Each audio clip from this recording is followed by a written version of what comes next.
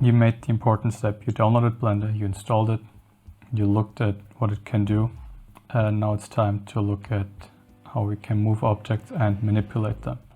On the bottom left, you can see what I'm pressing. I'm pressing the left mouse button, the right mouse button. I'm pressing the middle mouse button.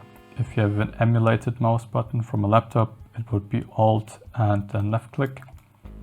And yeah, we can select objects by left clicking it. If you want to select the camera, if you want to select the light, just press on it. If you want to move the object, you press G. You will use it all the time, G. And then you can just move it around. Here on the top left, if you look at it, it's showing the coordinates.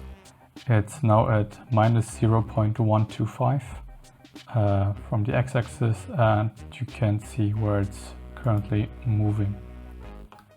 And on the top right, you see the coordinate system.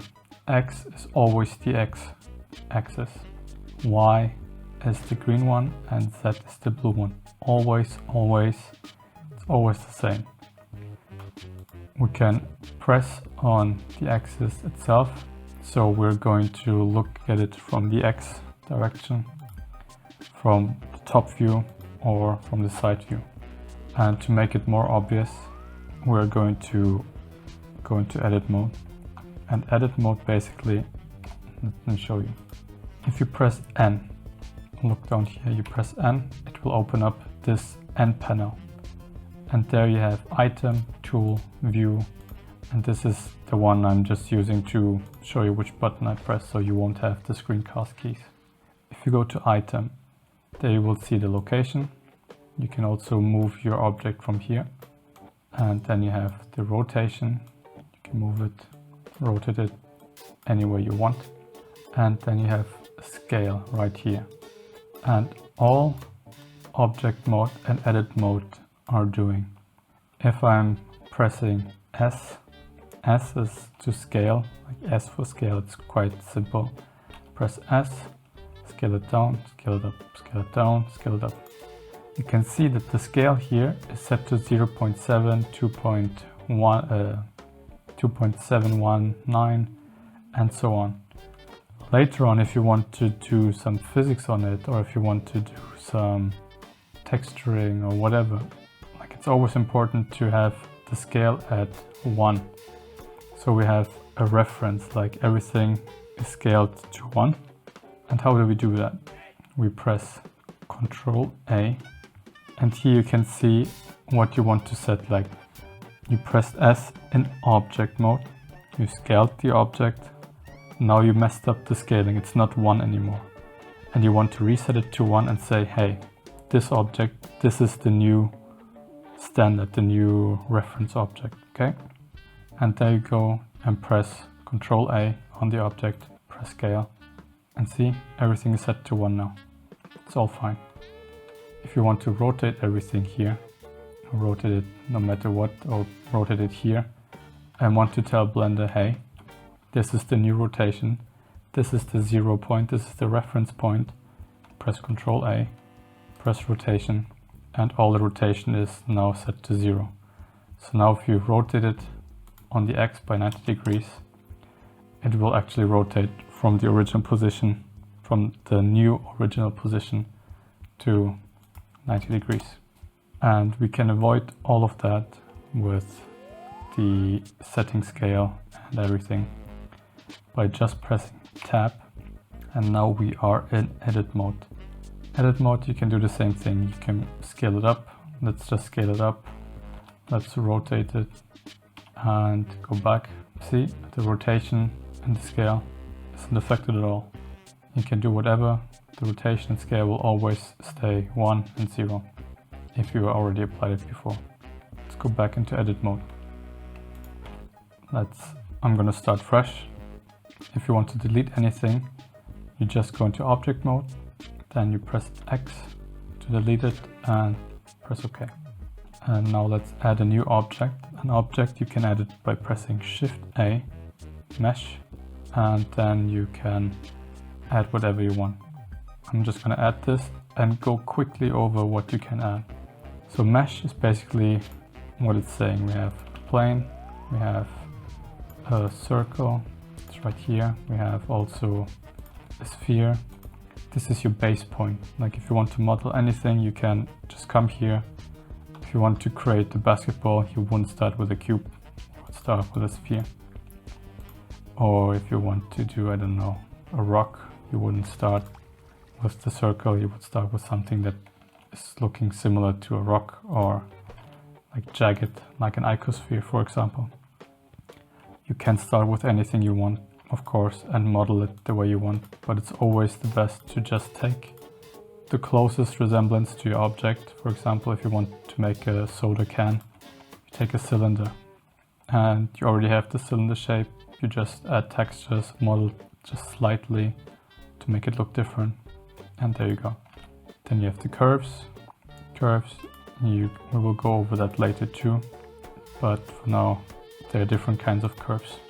Mesh and curve are the most used ones, let's put it this way. Surface, I never really used surface. Maybe it's useful, probably useful if it's there. Metaball, they're quite fun actually. If you take one metaball and you add a second metaball, just watch what happens. They're kind of merging together like droplets. You can make droplets like that, or make them fall and interact with each other. Pretty cool. There are different kind of metaballs. Make them interact, make different kind of shapes. If you want to model, I don't know, legs or whatever, it can be this. So we delete all of these metaballs. You can add a text, and if you want to write something here on the text, you go into edit mode and you delete everything, subscribe, and then you can rotate it on the x-axis and we have our text here. We can add a volume that we will go over in another time, not in this course, but you can also import stuff like fire, tornadoes, clouds. Grease pencil, it's really fun, but not for me. You can basically draw in 2D and 3D, whatnot. There are different people who deal that. There's also grease pencil. It's more for 2D animation looking stuff. Never really dove into that much, but pretty interesting for sure. Then you have an armature. This later on we can use to model a human or any object and make it move around. This is basically what an armature means. Just imagine bones under your flesh. Your bones are the main structures of your body, and without the bones it would just sag down. So these are the structures, you can move them later on. Then you have a lattice, and with a lattice you can use a lattice modifier later on, and you have the cube shape right here, and if you put the lattice on top of it, you can move the lattice around, and if you feel like you don't like what you did, you can just delete the lattice and you're back to the normal original cube. Let's try to do it quickly here.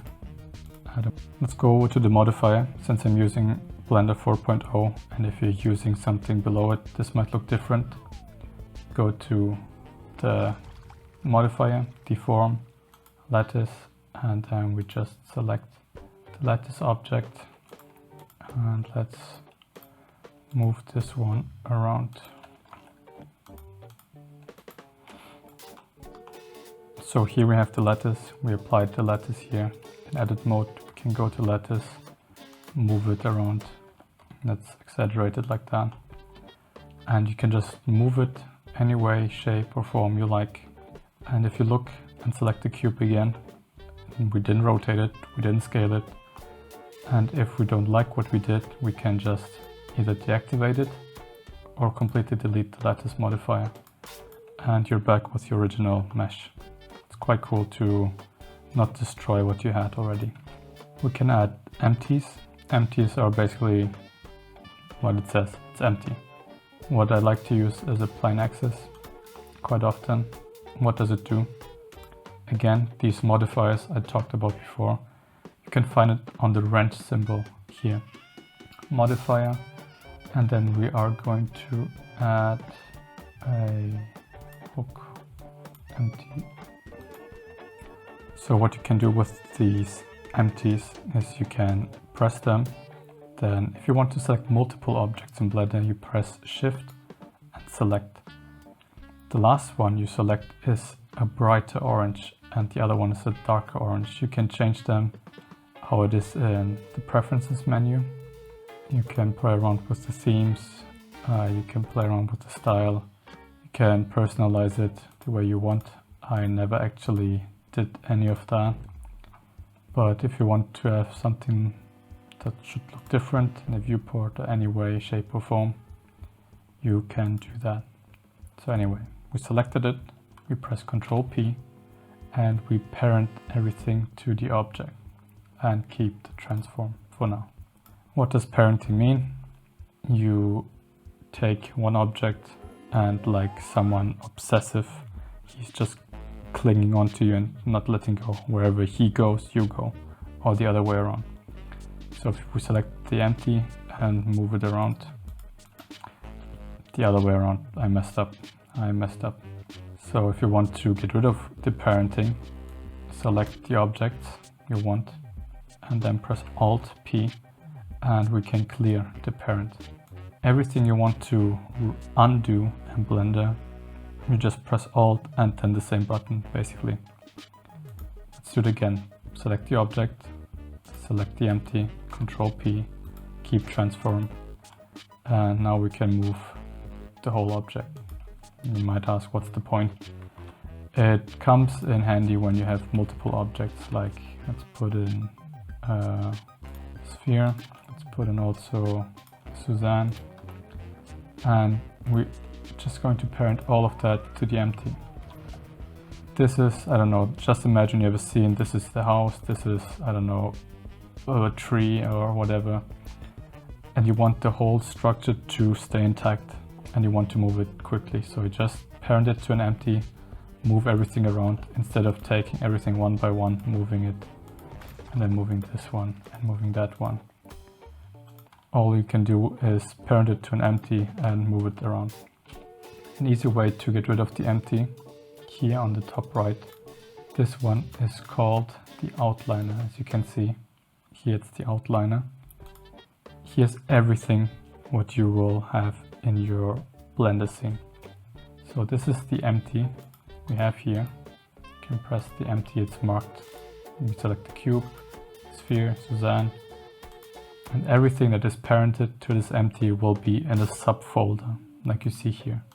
If we press right click, go on to, if we select the empty, right click and then unlink everything, it's all gone.